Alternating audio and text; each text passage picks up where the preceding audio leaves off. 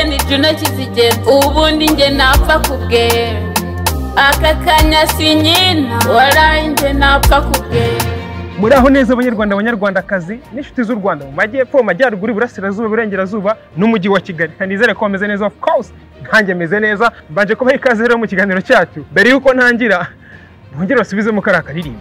Just bravo malo, just bravo malo, we Juno. Holiday update ikintu cyo gukora no kuvuga ku nkuru nk'eshanu cyangwa eshatu zimeze fresh ziri gutwika mu gihugu uyu munsi, inkuru ziriweho uyu munsi apani zejo cyangwa zejo bundi no uyu munsi. So inkuru yabyo cyo gutangira horo ni inkuru y'uno mukobwa Joyeuse. Ubundi uyu mukobwa nawe wenyine ndeba nkumva nyine Joyeuse, nkumva biravugise mu Kinyarwanda nyine ni Joyeuse.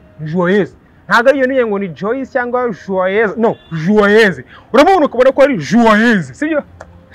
So rero ikintu cya mbere, iyi ndirimbo yiwe yasohoye bayita Juno Nunyemera, niko yego sawa niko yitwa. And indirimbo ni nziza, abantu benshi bayikunze. Noneho kugira ngo umve ko abantu bayikunze na Shadibu yayikunze, ngira ngo abantu ukurikirana imbuga nkoranyambaga mwebonye ko Shadibu yayikunze. Ndetse noneho ikintu gitangaje no mukobwa, abantu batangiye kumugiranya bamwe mu bahanzi tuzi bakomeye. Urugero dore imbogo, straight to the comment, ni mujye muri comment murabibona kubona umukobwa yasohoye indirimbo. Abagore barabivugaho iki, abagabo barabivugaho iki? Twagiye of course abagore murabizi n'abantu bagira umutima mwiza batajya baburana. Buriya bari kuvuga bati uyu mwana wishoye mu muziki se bazawushobora, ubamugiriye impuwe. Abagore ndabazi. No n'icyo tuvuze abagore hazamo n'abakobwa. Abakobwa rero b'Kigali bo murabazi, batangiye kuvuga ngo kariya gakobwa mukitondere, kariya gakobwa mukitondere gatangiye kwivugisha kuri Juno wacu. Urabizi Juno abakobwa baramukunda. Ubu batangiye gufuha, no kuri ntimufuhe ntago azabatwara buriya mwe. Hanyuma no tugiye kuri side icyo abagabo babivuga. Abagabo murabazi none bari seriye, bari straight. No kuvuga ngo abagabo iyi nkuru ino ndirimbo no mukobwa bayirebye, urebye no muri comment, abagabo ikintu cya mbere bahita bareba ni business. Uno muntu yacuruza cyane ntago yacuruza. Iyo yacuruza rero batavuga ati here we go. Nimba atacuruza no comment. Now reka genda straight muri comment y'abantu bari kuvuga kuri iyi ndirimbo. Uyu nguyu yavuze ngo azamuha icyo ashaka cyose, ese aragifite. Inkuru ya kabiri, Samusure cyangwa se tuzi nka Makuta aratabaza. Abagore barabivugaho iki, abagabo barabivugaho iki? Samusure byagaragaye ku mbuga nkoranyambaga, abantu mwiriwe muyibona ngo aratabaza nyuma hagereye mu gihugu cy'amahanga. Bijya bajya kuvuga ngo amahanga arahanda, ngo yahuriye n'ubuzima bubi ariko arifuza ko yafashwa akagaruka mu Rwanda, kugira ngo abe urugero rwiza rw'uko igihugu cy'iwacu ari cyiza. Ariko noneho abantu bakavuga ngo yagiye ahunze amadeni, se barayishyuye. Ngira ngo hari indi post abantu babonye ku Nyarwanda ivuga ko uwari umuterankunga Judith wira filime Makuta yamwishyuriye, akishyura n'abakinnyi. Ibyo bintu bise ngira ngo mwarabyumvishe. Ubwo rero Samusure nkuru yamenyekanye, abagore barabivugaho iki, abagabo barabivugaho iki? Icyo abagore babivugaho rero bakibonera nkuru wese batangira kuvuga bati abagabo se noneho tugiye kujya dushaka, bakagenda tuzi ngo bagiye gushaka umugati, bakongera bakagaruka, mana yanjye nta mugati bazanye. Ibi ni ibiki? Ibi ni ibiki? Bakobwa baragira bati Samusure twaramukundaga, twakundaga filime ziwe. Hano no n'abamukundaga mu buryo. Okay, turaza kugerageza twe kuvuga ibintu byose, ariko n'abamukundaga nk'umuntu ukina neza filime. Kina uriketse ntabwo aricyo. None abagabo barabivugaho iki? Cyangwa se no nkuru yatwigisha iki muri rusange? No nkuru ya Samusure icyo yatwigisha nuko ntabwo umuntu wese ugiye imahanga abari buhuriro cyangwa se bari bubone ibintu byiza. No, ntagaruka uko bimeze. Ntabwo bari bubone ibintu byiza. Ahubwo iyo umuntu agakora cyane, ibyo bintu n'ubundi byiza yajya gushaka ahandi no mu Rwanda yabona cyane no mu gihugu arimo yabibona. Nibaza ko byumvikana. Inkuru ya gatatu rero, uyu munsi tariki 16 hari igitaramo cy'urwenya bita Jen's Comedy Show. Nizera ko iyo nkuru cyangwa se iyo nkuru atari inkuru mbarirano maze no kumenyera icyo gitaramo.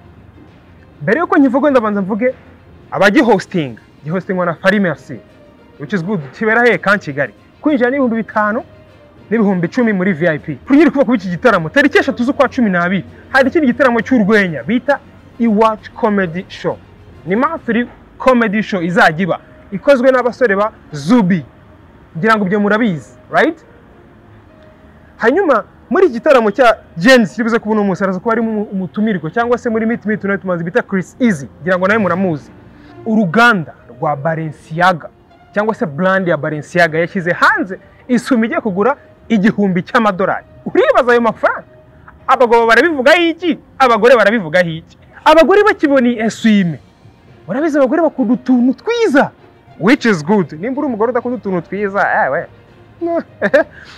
ikintu abagore bivugaho baravuga ngo iyeswime niyo umugabo wanjye agomba kungurira mama Kevin ngwino hano urebe iyisume Balenciaga igiye gusohora niyo umugabo wanjye agomba kungurira abo ni abagore abagabo barabivuga iki abagabo bakiboneye eswime bamwe batangiye kugira ubwoba iyi swime cyo nzi cyo iraza gutera amadivorce kuko ntago umuntu yimishwe nuribuze kugura isume ya miliyoni yaragukoye $800 mwabagore mwe n'abakobwa muri bwaki yeswime abagabo banyu mutekereze kabiri nimba uzi ko bagukoye amafaranga atarenze miliyoni isume ntago yikwiye tuvuge ngo dusubire ibindi abagabo rero barabivuga iki abagabo icyo bavuga kuri eswime nuko ibintu bigiye kubatandukanya n'abakunzi babo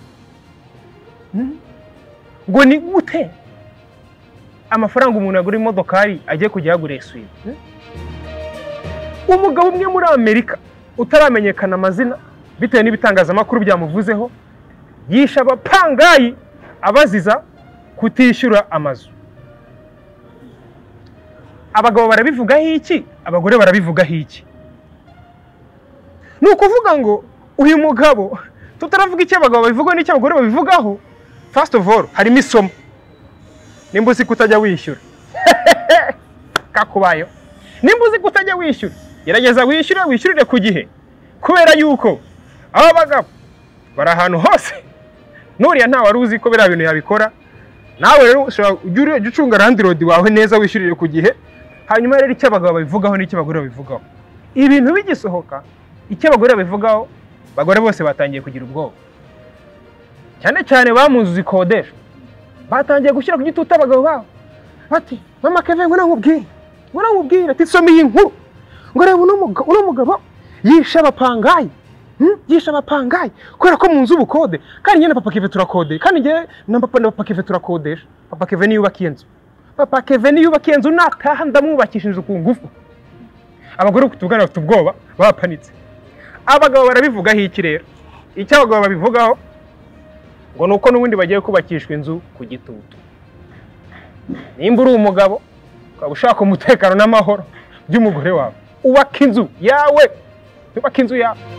iyi nkuru ugiye kubabwira ntabwo ari uyu munsi ariko ni ingenzi umubyinnyi akaba n'umukoreographer Titi Brown yavuye muri gereza Imana ishimwe akivayo abantu barishimye abandi barishima nta muntu wagaragaje ko babaye ngo iyo kigumayo ngiyo kigira gute ariko ku mutima bamufungishije niko bari kuvuga ariko babuzanwa babicisha na story so Titi akivayo abantu benshi baravuze baramwandikiye ngo icyo gikobwa niba ari iki ya post avuga ngo abantu benshi bakomeza bambwira ngo uwo muntu wagufungishije mpamvu yavuze ngo icyo gikobwa nibaza ko nababivuze ariko bamubwira ngo uwo mukobwa wagufungishije nawe umurege umwaka n'indishyi yakababaro nawe bamufunze iyo nkuru abagabo bayivuzeho iki abagore bayivuzeho iki Titi Brown ubwo yaje avuga ati hoya ntabwo ikibi cyiturwa ikindi ahubwo umuntu akoreye nabi umugira neza kugira ngo yige iryo ni isomo twese twakabaye twiga niba umuntu akugiriye nabi ntago ari ngo mugire nabi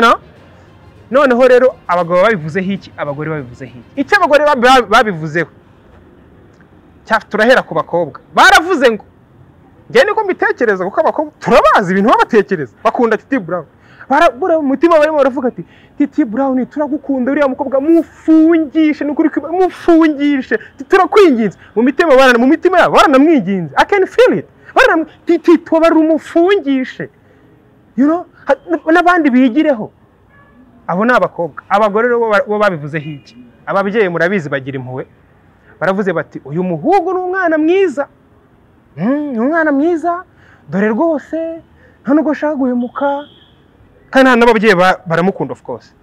Abagabo rero bo barabivuga hiki, uko mbyumva icyo abagabo babivuzeho, baravuze bati sha peti warakuze kabisa, urabona ko usigaye uzi ubwenge. Kuko nibaza ko titi nka mbere biriya bitaramubaho, mwashoboraga guhura wamukorera akantu agahita gutimbura, sibyo? Ndiko mbyibaza, ariko ubu ntiyakibeshya, kuko muri post yavuze, kuri iriya post yaravuze ngo sinakifuriza umuntu kujya kuba hari ahantu ngiye mvuye, kuko nabaye ndabizi ni habi. Murakoze, gira amahoro y'Imana.